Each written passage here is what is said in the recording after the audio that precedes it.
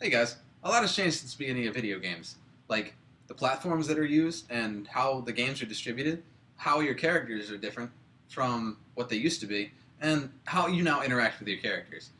Well, let's start by talking about cartridge games. Cartridge games used to be used on things like the Nintendo and the Atari system back in the day. Um, it's sort of a spin-off of what this you know as some of you know as a floppy drive.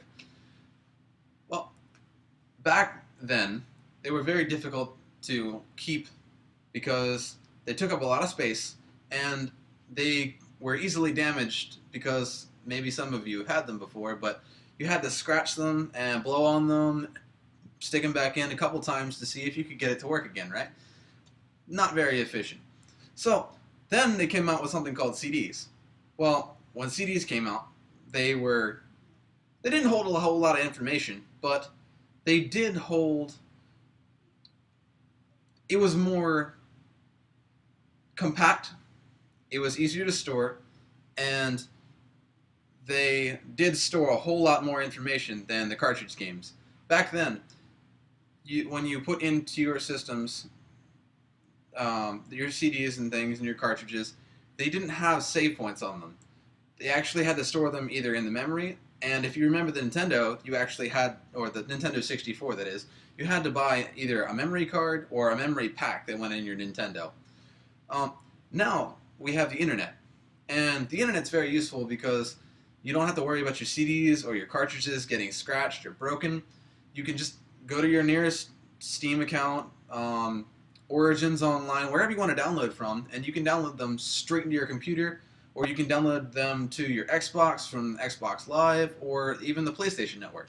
So, well, let's not forget the Wii, but anyways, it makes it very efficient because you don't have to worry about your games getting damaged, like I said, and it makes it the distribution costs less for the companies that make the games, so they don't have to pay out as much to get them to you, and in turn, you don't have to pay as much because things like Humble Bundle coming from Steam give you really, really good advantages, such as things like. Well, let me give you an example of Humble Bundle. Humble Bundle is something that I use, and you can go to Humble Bundle, and it gives you an option to pay a minimum of, I think it's $5, and you can spread it out any way you want. You can send it all to, you can send it all to charity. You can all but a penny to charity. You can send all of it to the game makers, and it lets you decide where you want your money to go. So, anyways, games are played differently now because back then you used to have a whole bunch of games where, like for the Atari system, you had a set bunch of characters, and there was very limited levels and changes throughout the games. Your characters were set; they didn't have multiple different skins you could put on or anything like that. That didn't come until later. They all had a set, like Mario Brothers. You had the option to play Luigi or you could play Mario, and that was about it. Well, when you move into the next generation, you got the skins that come from things like Spider-Man and multiple different characters, but you still really couldn't. You didn't have much choice on what you wanted to build or create your character. They weren't unique to you.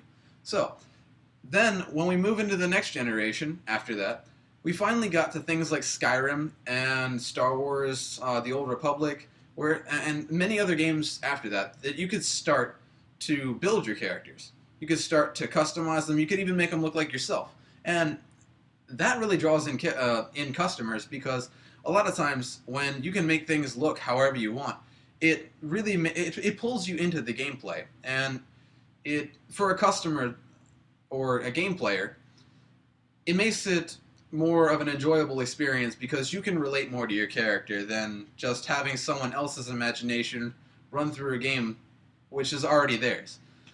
So let's talk about the future of gaming. What would you guys like to see? You want to have a game where you can jump in like Tron and maybe you can feel, smell, and touch like everything that you do in the game.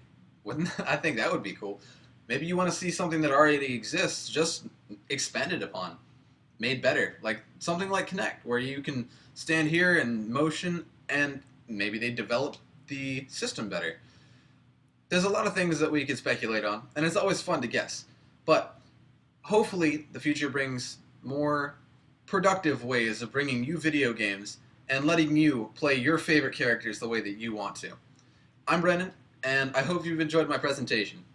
Thank you very much, and have a nice day.